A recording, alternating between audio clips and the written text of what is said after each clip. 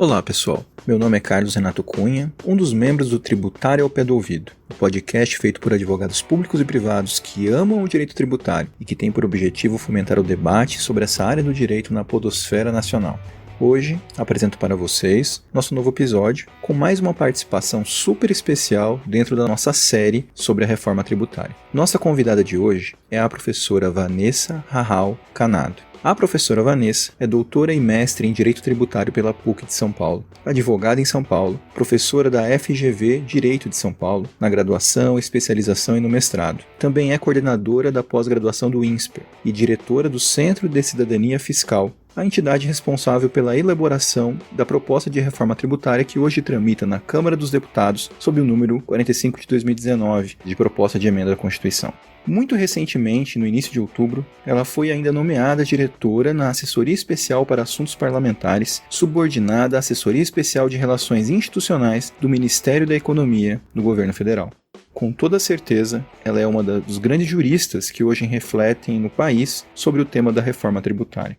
Hoje teremos a honra de divulgar sua palestra sobre a reforma tributária, mitos e verdades, com interessantíssimas reflexões sobre o tema. Essa palestra foi proferida na 14ª Semana Jurídica da PUC Paraná, campus Londrina, há alguns dias. Agradecemos imensamente à professora Vanessa por ter aceito nosso convite para participar deste episódio, assim como ao Centro Acadêmico 6 de Dezembro da PUC Paraná Londrina, na pessoa de sua presidente Anabela Hirata, pelo apoio ao nosso projeto. Antes de dar início, alguns recadinhos. Não esqueça de nos seguir no agregador de podcasts de sua preferência, no Twitter, nosso perfil é Ao Ouvido, no Instagram, nosso perfil é Tributário Pé Ouvido, e também curta nossas páginas no LinkedIn e no Facebook. É uma grande alegria para nós saber que temos ouvintes em todo o Brasil. Pessoas que, como nós, gostam de debater e aprender sempre mais um pouquinho dessa apaixonante área do direito. Participe, escreva para nós por meio das redes sociais ou pelo e-mail tributarioaopedouvido@gmail.com. Nós queremos saber sua opinião e ouvir sugestões de novos temas. Fiquemos agora com a professora Vanessa Canado com o tema Reforma Tributária, Mitos e Verdades. Um grande abraço a todos.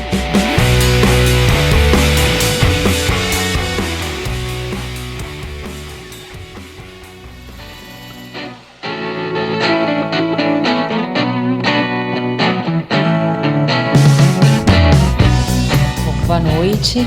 Bom, primeiro eu queria parabenizar vocês pela organização do evento. Super acolhedor, uma graça. Fiquei muito entusiasmada com essa energia de vocês. Muito bacana essa fala de vocês e ver aqui o auditório lotado. E fiquei muito feliz com o convite. Mais feliz ainda de rever a Raquel, que foi minha colega de mestrado há alguns anos, não importam quantos atrás. Eu preparei aqui alguns slides, depois eu soube que eu tinha muito mais tempo do que eu imaginei que eu tinha. Eu sempre tenho muito pouco tempo. Espero não me estender, não sei se vocês já estão cansados ou com fome, então eu vou ser breve. Meu currículo acho que não está nem atualizado ainda. Além de tudo, eu sou coordenadora dos cursos de pós-graduação em Direito no INSPER. Então esses meus slides são das palestras que às vezes eu dou lá. Esse foi um evento especificamente que a gente falou de tributação, então por isso o logo da escola. Bom, eu não escolhi exatamente o tema da reforma. Eu perguntei para eles, o que vocês querem que eu fale? Fala o que você quiser. Eu falei, meu Deus, eu só tenho falado de reforma tributária, né? Meu tema, acho que no último ano e meio, eu não sabia para onde eu ia, eu só sabia que tinha que falar de reforma tributária. Eu chegava no dia, para onde eu vou, era uma determinada cidade, o tema era sempre esse. Então eu acabei encaixando esse tema da reforma tributária na nossa discussão de hoje também. Mas eu vou falar um pouquinho mais amplamente do tema de tributação por conta dessa interdisciplinaridade que depois do mestrado e doutorado a gente começou a intensamente fazer com o tema da tributação no Brasil, ou seja, começou a olhar não só mais o tema da perspectiva jurídica, mas também da perspectiva contábil e agora mais recentemente da perspectiva econômica.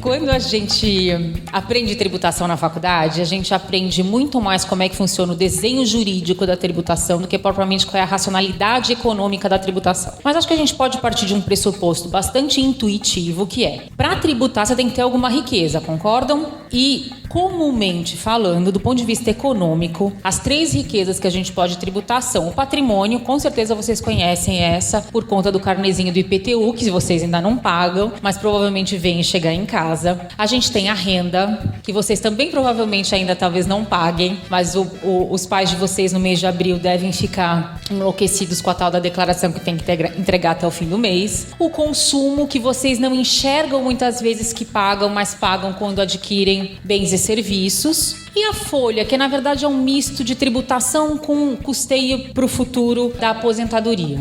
Quando a gente fala de tributação do patrimônio, isso tem ficado bastante recorrente agora com o tema da reforma tributária. A gente sempre ouve também um discurso de que o Brasil tributa pouco o patrimônio, que a gente podia tributar mais. Não só a questão do IPTU, que é mais próximo ao nosso dia a dia, mas tributar a transmissão do patrimônio.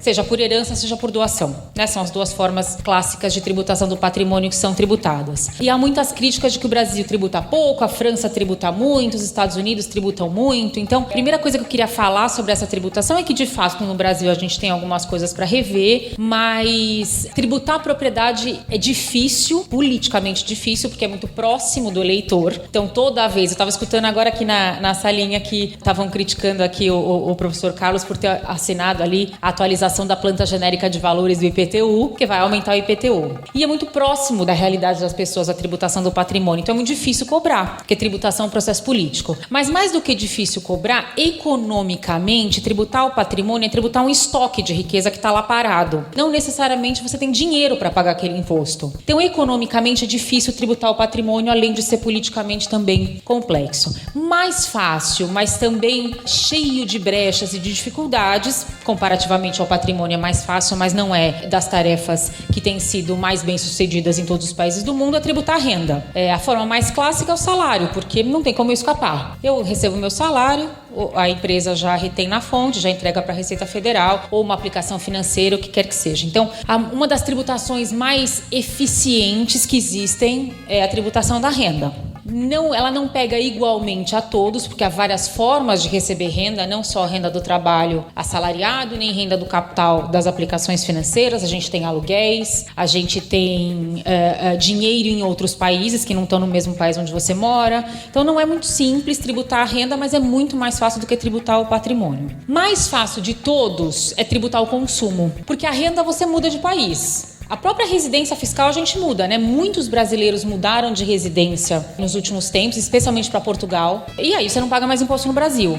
Agora, consumo, qualquer um sempre vai, em maior ou menor medida, ter, e uma parcela disso vai ser entregue para o Estado. Então, a tributação do consumo, quando a gente compra alguma coisa, seja um serviço, seja Netflix, seja uma bolsa, seja sapato, seja a própria mensalidade escolar, estou consumindo um serviço educacional, ele efetivamente tem um poder arrecadatório muito grande.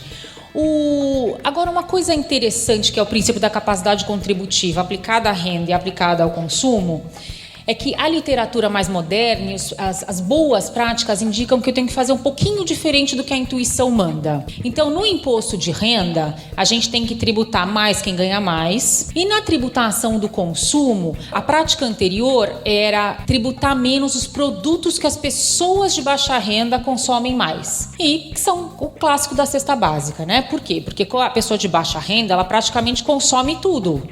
Ela não tem espaço para poupar. Em tudo que ela consome com produtos básicos. Conforme a renda aumenta, você começa a consumir serviços e etc. Mas a cesta básica ali era entendida como um item de consumo que não deveria ser tributado por conta das pessoas de baixa renda que consomem. Então, sempre foi o padrão intuitivo e até dogmático, em alguma medida, para orientar a tributação da renda e do consumo. Só que a gente foi se perdendo um pouco na complexidade do mundo. O mundo foi ficando muito mais complexo do que esses exemplos que eu estou dando para vocês. A renda, por exemplo, eu vou mostrar um outro slide explicando para vocês que a gente tem olhado a renda não necessariamente para as pessoas que ganham, mas da onde ela vem. E é por isso que se fala muito que a gente tem que tributar mais os bancos, por exemplo, né? Porque o banco tem lucro todos os trimestres, está lá na capa do Valor Econômico que os bancos têm muito lucro. E aí a gente fica olhando, mas e a capacidade contributiva? O que tem a ver o banco com os acionistas do banco? Então tem alguns mitos que o mundo, mais complexo foi impondo as questões tributárias mais ultrapassadas que eu queria conversar um pouquinho com vocês aqui. E a mesma coisa no consumo. Quando eu desonero a cesta básica, eu desonero todo mundo, a gente e as pessoas de baixa renda. Então eu não estou desonerando as pessoas, estou desonerando os produtos. Então tem formas mais hoje modernas de a gente fazer uma política distributiva, mesmo tributando o consumo, que não desonerando a cesta básica. E a questão da folha?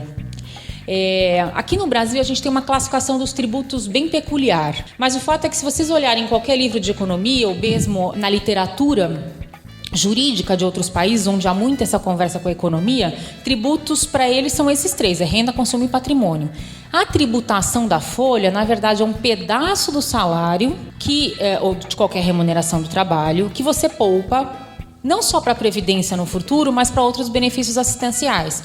A gente tem o seguro acidente do trabalho, a gente tem a pensão por morte, a gente tem a pensão por inatividade por conta de acidentes. Então, tem vários benefícios que a gente pode receber em razão da atividade laboral, seja do tempo, seja de acidente, etc., que, de algum modo, tem que ser financiada. Pode ser financiado individualmente, pode ser financiado solidariamente, como é o nosso sistema. E por isso que ele não é um tributo propriamente dito, porque ele tem uma certa relação entre o trabalho e o que você recebe mais à frente, ou em razão de um acidente, de algum evento extraordinário, em razão do trabalho. Eles são chamados de contribuição social. Nos outros países é isso, é só contribuição sobre a folha, e o resto é chamado de imposto. Aqui no Brasil é tudo mais complexo, né? Mas enfim, em princípio, isso é intuitivo e vai nos ajudar a entender outras complexidades tributárias de hoje em dia.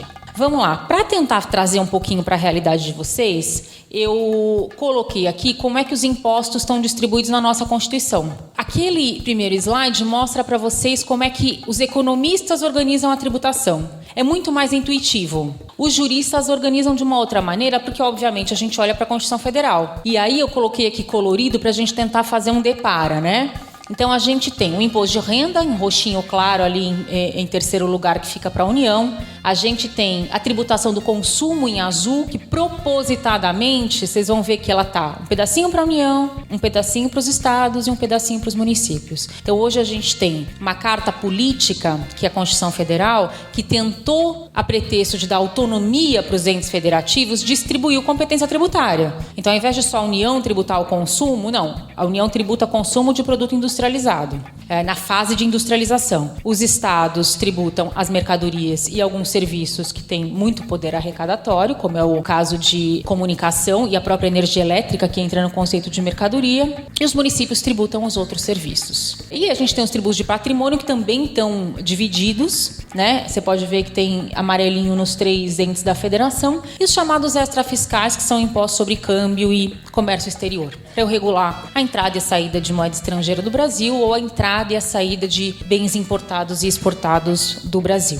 Isso aqui seria o clássico, já não tão clássico, porque essa divisão entre propriedade é até relativamente comum, mas entre consumo não. O Brasil é o único país que divide a tributação do consumo dessa forma. Não fosse esse outro slide aqui, que vai falar das famosas contribuições. Quem não teve vai ter com certeza no capítulo de tributação, e quem já teve vai lembrar, né, Raquel? Se não lembrar, depois entenda aqui com a professora. Bom, além da folha de salário, que eu falei para vocês que é a contribuição clássica, a gente aqui no Brasil usou muito essa figura das contribuições sobre as mesmas bases que eu falei lá atrás, para poder arrecadar dinheiro para custear a Previdência. A gente tem um sistema previdenciário que tem mais benefícios do que fonte de custeio. O salário não dá conta de custear o nosso sistema previdenciário.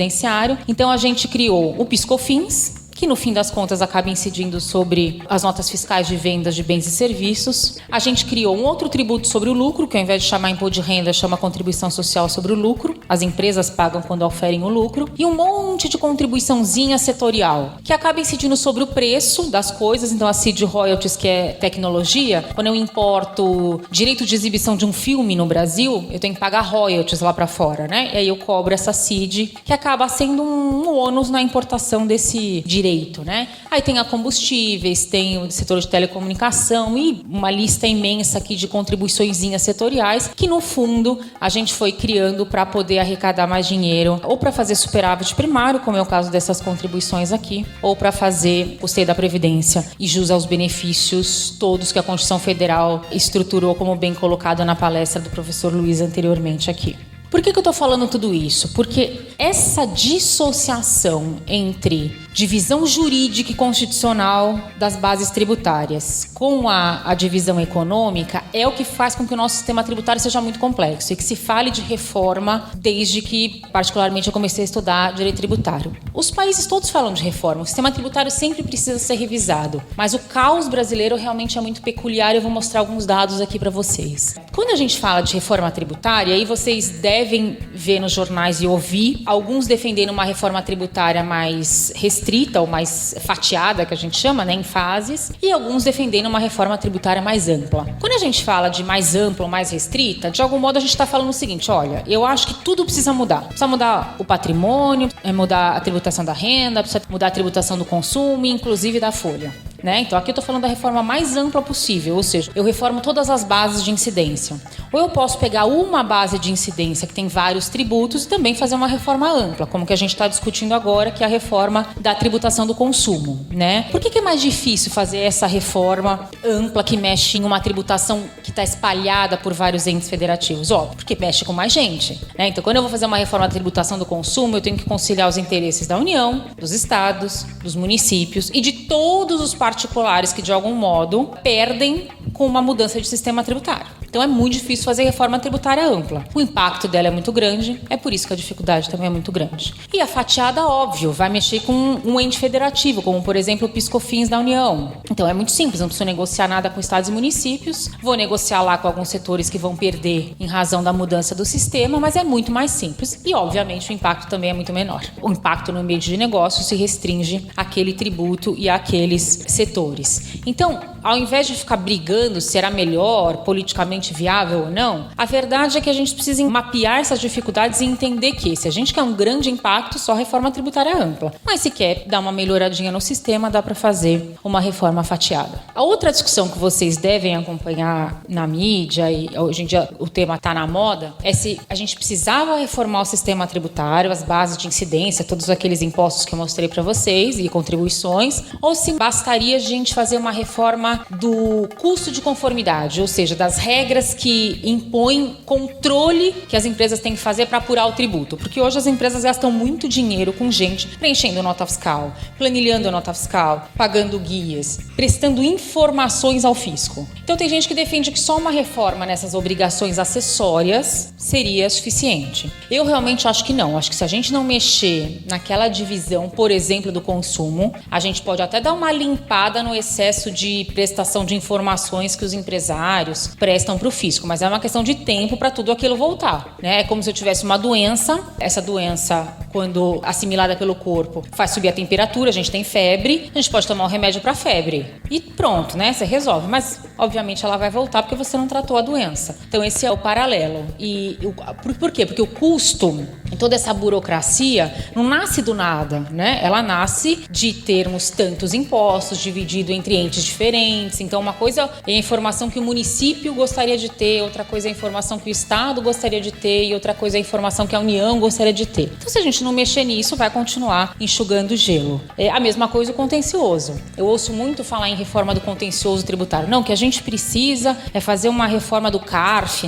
o órgão lá do Ministério da Fazenda que julga os autos de infração, ou fazer uma reforma do contencioso tributário parado no STF, o STF demora demais para decidir, etc. De novo, é a mesma coisa. O contencioso, ele não surge do contencioso. Você não pode fazer uma reforma do contencioso olhando só para o contencioso. Tem que entender por que o contencioso está grande. E, de novo, se a gente não mexer na origem, o contencioso vai começar a aumentar. De novo, não há recurso repetitivo e repercussão geral que vai dar conta disso. E aqui tem uma coisa importante para fazer, especialmente política pública. Eu adorei a palestra do professor antes da minha, porque... Primeiro que eu fiquei espantadíssima, eu nunca vi professor de faculdade de Direito em palestras assim falar sobre dados, sobre economia. Eu achei incrível, assim, eu fiquei feliz, porque eu acho que isso é muito útil para o direito, a despeito de não ser, na visão de alguns, direito em sentido estrito. E aí, usando esse gancho da questão da política pública, é muito importante fazer um diagnóstico para fazer uma política pública, Ou seja, qual que é a sua agenda, que foi o primeiro item daquele plano de elaboração de política pública que o professor Luiz mostrou. Quando a gente olha para o contencioso,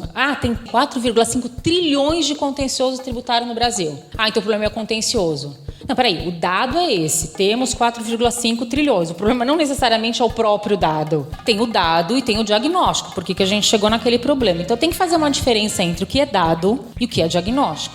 Vou mostrar aqui para vocês uns dados um pouco assustadores. 2 universidades alemãs fizeram um índice que chama Índice de Complexidade Tributária. E aí analisaram 100 países. O Brasil conseguiu ficar em último lugar.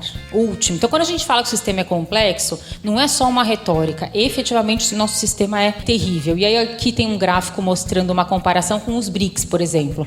Olha aqui a bolinha do Brasil, comparando com a Rússia, a Índia, a China. Ó, Índia, vamos combinar. Não é assim, país de primeiro mundo sem nenhuma dificuldade, né? Olha aqui o Brasil. É inacreditável, né? Olha atrás de quem que a gente fica só em um item específico desse nível de complexidade, que é só complexidade para pagar o tributo. Aquele lá envolve outras variáveis. Etiópia, Albânia e Zimbábue. A gente está lutando, vamos chegar em... A gente vai passar esses 3, não tenho dúvida. A gente está se esforçando muito, né? A gente vai conseguir chegar em último lugar, né? E também nesse quesito. Mas, enfim, por enquanto conseguimos ficar aqui atrás, inclusive, da Venezuela.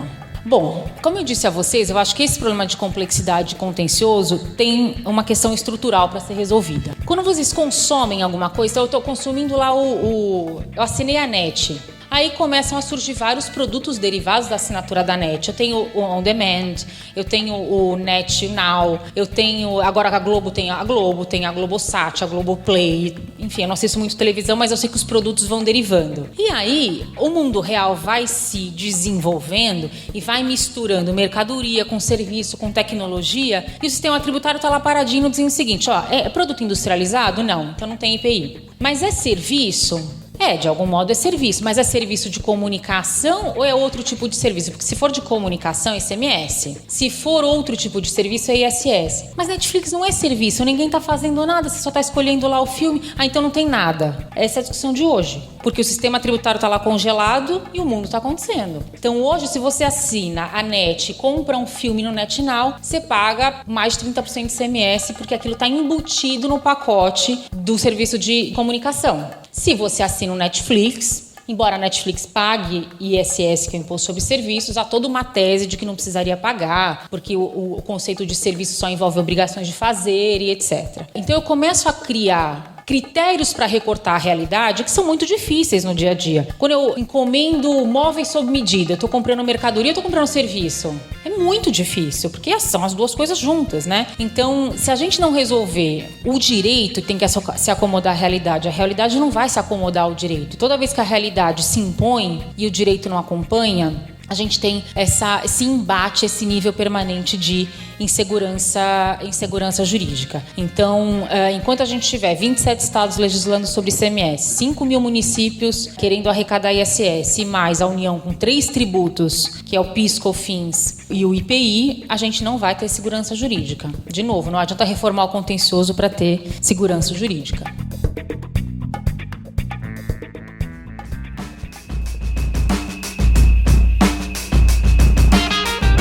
Eu falei aqui muito em tributação do consumo, que o IPI é um tipo de tributo sobre o consumo, que o PIS/COFINS é um tributo sobre o consumo, a mesma coisa do ICMS, a mesma coisa do ISS. E que nem sempre isso é transparente para quem efetivamente consome. Então, por que um tributo sobre consumo acaba sendo pago pelas empresas? Um tributo sobre consumo, do ponto de vista econômico, é uma parcela adicional que o Estado impõe que as pessoas físicas consumidoras paguem pelo consumo daqueles bens e serviços, porque aquilo é um fato que denota riqueza. Muito bem. Só que vocês imaginam arrecadar esse imposto de cada um de nós quando a gente fosse comprar alguma coisa. Então eu compro um sanduíche na lanchonete, eu vou ter que pegar uma guia e recolher o imposto? Impossível. Então arrecadar do consumidor é inviável. Tem uma forma tão intuitiva quanto, mas muito mais simplificada, que é cobrar de quem vende, do varejista, do prestador de serviço para o consumidor final. Então eu vou na lanchonete, a lanchonete vai lá, emite uma nota fiscal, um cupom fiscal e ela recolhe. Que é o modelo americano. Eu só cobro quando efetivamente eu tenho a venda do bem e o serviço para o consumidor final. Só que o modelo usado no resto do mundo todo não cobra só no varejo, só na última etapa. Ele vem cobrando em todas as etapas, conforme você vai produzindo e prestando serviço. Então eu tenho um escritório de advocacia que presta serviço para uma empresa do setor automotivo, que por sua vez usou aquele parecer ou aquela opinião legal para estruturar a sua operação. E aí ele estruturou a operação, e aí ele fez o carro, ele vendeu o carro para a concessionária vendeu para o consumidor final. Então cada etapa dessa vai tendo uma adição de tributo. Aí vocês devem estar pensando, putz, mas aí eu vou arrecadar muito mais do que eu arrecadaria se eu arrecadasse do consumidor final. Na verdade, não. Vou tentar mostrar aqui para vocês como é que funciona esse famoso IVA, o Imposto sobre Valor Adicionado, que é a forma como a gente deveria cobrar no Brasil. A gente tenta, é meio atrapalhado, mas é mais ou menos assim que a gente tenta. E que 168 países fazem. Vou supor aqui um imposto de uma alíquota de 10%, que, embora eu fale de economia, eu sou advogada, tem que ser sempre base 10 para eu conseguir fazer a conta aqui. E, de novo, o valor de venda aqui do pneu para a montadora é 100, mais 10% de imposto, fica 110, Então, a montadora recebe a nota fiscal e os pneus e paga 110 para quem produziu os pneus. Ele vai ficar com 100, vai pegar 10, vai pagar guia de imposto para o governo. Quando a montadora vende o carro, o exemplo não é tão antigo assim, aqui o Fusquinha é bonitinho, gente. Aqui, o carro vendido para o consumidor final a 20 mil, 10% de imposto, eu paguei 22 mil para a concessionária, ela fica com 20, entrega 2 mil para o governo. Nesse exemplo aqui, vocês têm razão, eu tenho mais imposto cobrado durante a cadeia do que se eu cobrasse do consumidor final. Porque para cobrar só do consumidor final, seria 2 mil. E o que eu faço com esses 10 que estão aqui antes? Aqui no Brasil a gente fez disso um inferno, mas é só isso. Olha só que coisa mais difícil de fazer. Você pega o 2 mil que o consumidor te pagou, desconta esses 10 que você já pagou para o fabricante de pneu e entrega para o governo em 1990. Olha só que mágica. 10 mais 1990 é 2 mil. Agora pensa num negócio complicado no Brasil. É a técnica da não cumulatividade, vamos combinar. Era só para ser isso aqui, Olha só, aí você vai cobrando, se você usar essa técnica, o imposto é igualzinho. O que é pago durante a cadeia é igualzinho ao pago pelo consumidor final. Agora, o mais importante desse desenho não é só mostrar a forma como se cobra tributo sobre o consumo nas cadeias de produção e circulação, mas é mostrar que quem paga esse imposto é o consumidor. A empresa só arrecada o imposto, ela é um agente coletor. Quem está pagando economicamente falando somos nós, quando consumimos. Como eu falei para vocês, esse imposto é adotado em mais de 168 países. E se vocês já viajaram ou tiverem a oportunidade de viajar para um desses 168 países, vocês vão ver o quão transparente é essa tributação. Na Europa, que eles chamam de VAT, qualquer loja ou qualquer restaurante está destacado ali. O valor da refeição são 15 euros mais 8% de VAT. Eles aparecem, é muito transparente isso para o consumidor final. Para a gente aqui no Brasil, não. Para a gente aqui no Brasil, a gente tem a menor ideia de quanto a gente paga de imposto, de tantas exceções e confusões que existem. E por que o Brasil não adota um IVA? Bom, a gente em 88 dividiu o consumo. A União ficou com o produto industrializado, o Estado com o ICMS, os municípios com o ISS. Aí, para voltar atrás agora é difícil. Por quê? Porque o Estado não quer largar o ICMS, o município não quer largar o ISS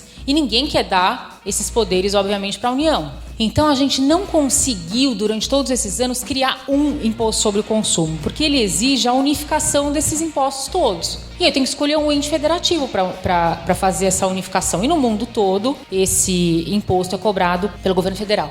Só que os estados e municípios não tocam isso de jeito nenhum. Além disso, tem 1 trilhão de benefícios fiscais em todos esses impostos. Então, toda vez que você diz que vai mudar, os grupos se organizam, obviamente como está acontecendo agora, e tentam, de algum modo, defender os seus próprios interesses. A democracia funciona assim mesmo, não é uma crítica. Em todos os lugares do mundo é assim. Por que então a PEC 45, que é a PEC do CECIF, do qual eu ainda sou diretor, embora eu esteja me licenciando por conta do governo, ela resolve os problemas e ganhou muita confiabilidade? Porque ela conseguiu unir os tributos num só, mas mesmo assim manter a autonomia de estados e municípios para alterar a alíquota, então eles continuam podendo arrecadar quanto eles querem, embora seja um tributo só, e uma transição longa do tributo atual para o tributo novo. Então você vai perder, tá bom, empresa? Você vai perder, se tem benefício? Pois é, vai perder o benefício. Mas você não vai perder agora. Eu entendo que você fez um investimento, tem um prazo de retorno, etc. Você vai perder daqui 10 anos. Isso fez com que essas resistências que tivessem às reformas anteriores fosse bastante mitigada. Por que os estados e municípios não querem perder competência tributária?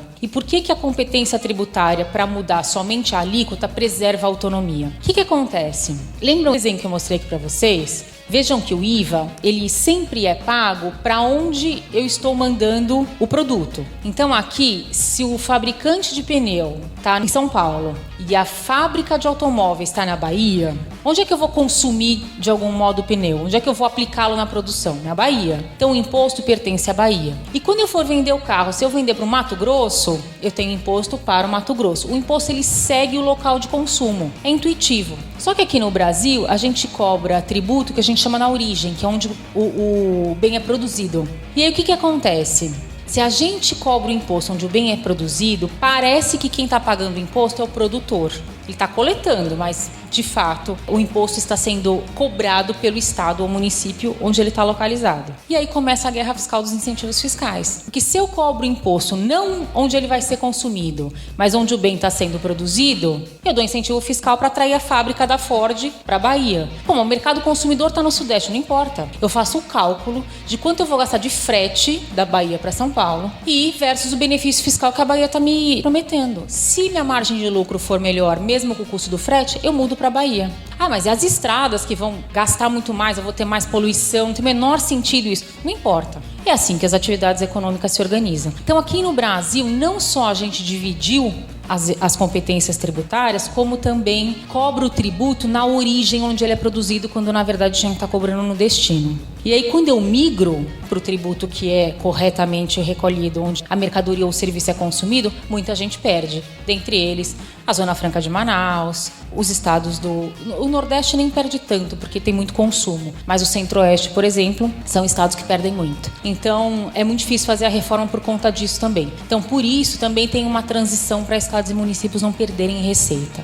Muito bem, esse aqui é um pouquinho do resuminho do que está na pauta hoje em dia. Se essa proposta da reforma da tributação do consumo vai ou não ser aprovada. Uma das principais críticas, especialmente da oposição, e parece que eles protocolaram uma emenda a essa PEC esses dias, é que tinha que fazer uma reforma mais ampla. Não dá para mexer só no consumo, tem que mexer na renda porque os ricos não pagam impostos e tem que aumentar o tributo do patrimônio porque o Brasil tributa pouco o patrimônio. Eu já vou entrar nesses dois pontos, mas antes disso eu queria comentar só esse aspecto que a gente chama de regressividade da tributação do consumo. Como eu disse a vocês, as pessoas de baixa renda consomem grande parte da renda que elas ganham. Então, proporcionalmente, elas acabam pagando mais tributos sobre o consumo do que as pessoas de alta renda, certo? Proporcionalmente, elas pagam mais. Quase 100% da renda delas vai para pagar tributo sobre o consumo, enquanto as pessoas de alta renda, 50% ela poupa, 50% ela paga de tributo sobre o consumo. Então, o tributo sobre o consumo pesa mais na renda das pessoas pobres do que nas pessoas mais ricas.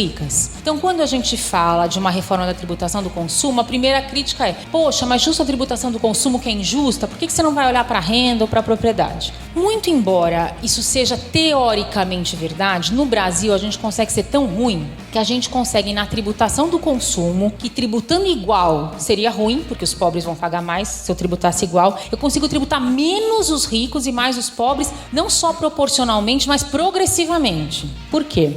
Hoje a gente tem alíquotas muito diferentes para todos os tributos. E os serviços, o Netflix, o cinema, tem uma carga tributária, via de regra, muito menor do que a carga tributária do sapato, da camisa, da bolsa, do perfume, muito menos que o perfume. Quando eu faço uma reforma tributária e tributo todo mundo igual, os ricos passam a pagar mais imposto. Por quê? Porque quem consome serviços são as pessoas de mais alta renda. Quanto mais, isso não é o que eu acho, né? As pesquisas mostram que quanto mais sobra dinheiro para as pessoas, mais elas consomem serviços. Elas vão ao cabeleireiro, elas assinam uma TV por assinatura, elas vão ao cinema, elas vão ao teatro. Então as pessoas de alta renda consomem mais serviços que são subtributados. Então, se eu simplesmente igualo a tributação do consumo, eu já tenho um ganho distributivo aí. E, além disso, ao invés de desonerar a cesta básica, que acaba não desonerando os outros consumos das pessoas de baixa renda, e saíram os dados da POF, a pesquisa de orçamento familiar essa semana, que mostrou um grande incremento do consumo de serviços de telecomunicação pelas pessoas de baixa renda por conta dos celulares, smartphones e etc. Então, ao invés de desonerar a cesta básica, eu devolvo o imposto que essas pessoas pagam, não importa o que elas consomem.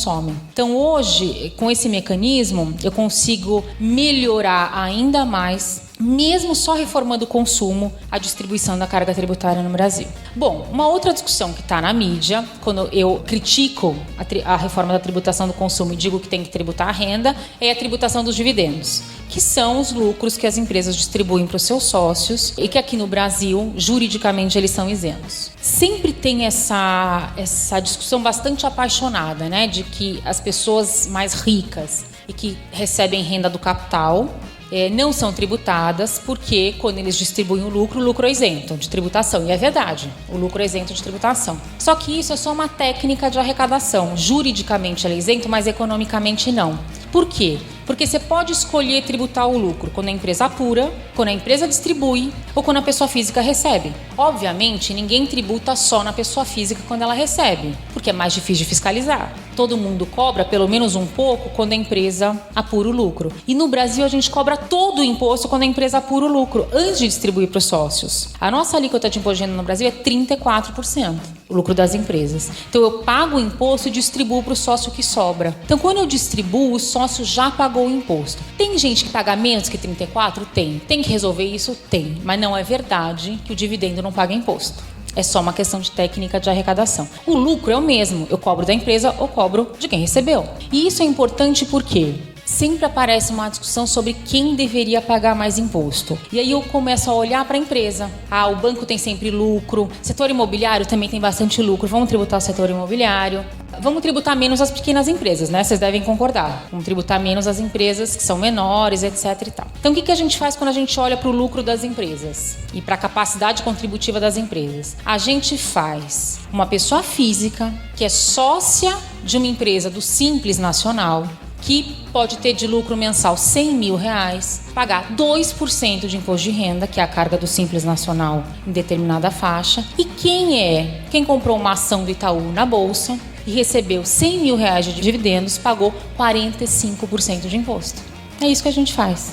Então, as duas pessoas têm a mesma renda, só que uma teve que pagar 45% e a outra pagou 2%. Por quê? Porque a gente está olhando para a empresa. Não tem nada a ver a empresa. Se o cara é sócio de uma empresa do Simples, mas ele ganhou R$1 milhão, tem que pagar muito imposto. Mas se eu sou cotista de um fundo de previdência, que por sua vez tem uma ação do Banco Santander, eu vou ganhar R$5 mil por mês, é a aposentadoria do meu fundo de pensão. Mas a ação que eu tenho do Itaú e o dividendo que o Itaú ou o Santander pagam para o meu fundo de pensão já pagou 45% de imposto. Estou dizendo que banqueiro tem que pagar pouco? Não. Eu estou dizendo que quem tem que pagar muito imposto é quem ganha muito dinheiro, independente do que ele faz. Ele pode ser do setor imobiliário, do setor financeiro, uma empresa pequena, uma empresa média, uma empresa grande, não interessa. Quando a gente olha para a empresa, a gente faz muita injustiça tributária. Eu estou dando os exemplos extremos do banco e do Simples, mas aí nesse meio tem exemplo que não acaba mais. Por isso que essa palestra chama Mitos e Verdades da Reforma Tributária. Então, quando a gente fala de capacidade contributiva e quando a gente fala de política pública na área tributária, tem que olhar para os conceitos econômicos. Quem paga o imposto é sempre a pessoa física. A pessoa jurídica não existe, ela é uma ficção. Quem paga imposto são as pessoas físicas.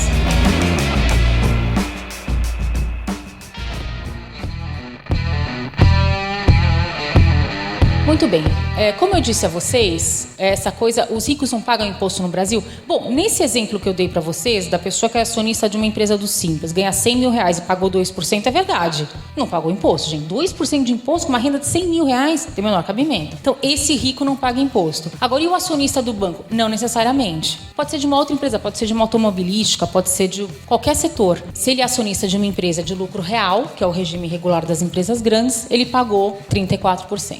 Agora, a outra discussão além da renda, os ricos não pagam imposto, além do imposto de renda, tem a discussão sobre o patrimônio. A gente deveria ou não deveria tributar mais patrimônio e o famoso imposto sobre grandes fortunas. Está na Constituição, mas nunca foi instituída. E até parece que o PSOL distribuiu essa semana uma ação judicial por omissão, porque o Congresso Nacional deveria ter legislado para instituir esse imposto e não legislou. Então é uma ação por omissão, obrigando o Congresso a instituir o imposto sobre grandes fortunas. Deixa eu falar algumas observações aqui. E por que eu estou falando essas coisas que aparentemente são contraintuitivas? Porque é exatamente porque a gente tem seguido a nossa intuição que deu tudo errado. Por isso que o Brasil está cada vez mais pobre, como país. Porque a gente segue a intuição e a intuição não funciona. Tem que entender dos detalhes. Então vamos lá, como eu disse, imposto sobre patrimônio tem pouca capacidade arrecadatória. E patrimônio de rico hoje não é casa. Patrimônio de rico hoje é ação, é fundo, é dinheiro. E por que eu digo isso? Por que isso é importante? Porque ele muda de lugar. Ele muda, o dinheiro muda de lugar, gente. Eu mudo o meu CPF de residente para não residente, acabou. Não tem imposto nenhum mais para o Brasil. Então, hoje, os impostos sobre patrimônio têm muito pouca capacidade arrecadatória. E outra coisa, aqui no Brasil, o limite de isenção do imposto sobre o patrimônio, a alíquota é baixa, 4% da herança. Só que o nosso limite de isenção, pelo menos em São Paulo, é R$60 mil. Sabe qual é o limite de isenção dos Estados Unidos, que tem uma alíquota de 40? $1 milhão por pessoa. Então não adianta nada dizer que os Estados Unidos tributam muito a herança, gente. 40%, mas acima de $1 milhão, a alíquota efetiva deles está muito mais baixa do que a nossa. Então, tem que tomar cuidado com essas comparações apressadas. E o imposto sobre grandes fortunas é ótimo do ponto de vista político, é uma bandeira excelente. Mas o que é uma grande fortuna? Alguém já tentou pensar juridicamente como é que você escreveria? Eu já tentei, eu gosto de fazer essas coisas, né? Tem cada um louco com a sua mania. Como é que você define uma grande fortuna? Vamos definir quem tem acima de 15 milhões. Patrimônio acima de 15 milhões. Então pronto, você não está tributando a grande fortuna, você está tributando o patrimônio. Então lembre-se, o patrimônio muda de lugar. Não, então eu não vou olhar só para o patrimônio, eu vou olhar para as aplicações financeiras. Então você está falando de renda. Então para de inventar moda e outro tributo e grande fortuna. Tributa melhor a renda. Resolve essas distorções todas que a gente tem aí. Tributa melhor o patrimônio. Está cheio de lacuna que podia resolver na legislação. VGBL não paga imposto de herança. Aí todo mundo, ao invés de fazer aplicação financeira, faz VGBL. Alguém pode me explicar por que VGBL não paga imposto de herança? Não tem sentido. Mas está cheio de coisinha que precisa resolver aqui, que é muito mais eficiente, mas não tem tanto palco político. E aí fica mais difícil de fazer. Que é o que eu acabei de dizer. Melhor fechar as brechas no imposto de herança do que ficar falando de instituir imposto sobre grandes fortunas. E esse meu discurso aqui, de novo, é porque a gente precisa aprender a fazer política pública na área tributária. Se a gente continuar usando só as intuições e um discurso ideológico, a gente só vai piorar o sistema como fizemos até hoje. Bom, essa era a minha contribuição a vocês. Não sei se vocês estão mais confusos, felizes ou tristes, mas vocês têm excelentes professores de direito tributário aqui. Eu não ia me atrever a falar sobre direito tributário em sentido estrito, porque a Raquel, que fez mestrado comigo, está muito mais próxima disso do que eu, mas a minha ideia era trazer algum tipo de reflexão crítica com essa questão da economia. Muito obrigada.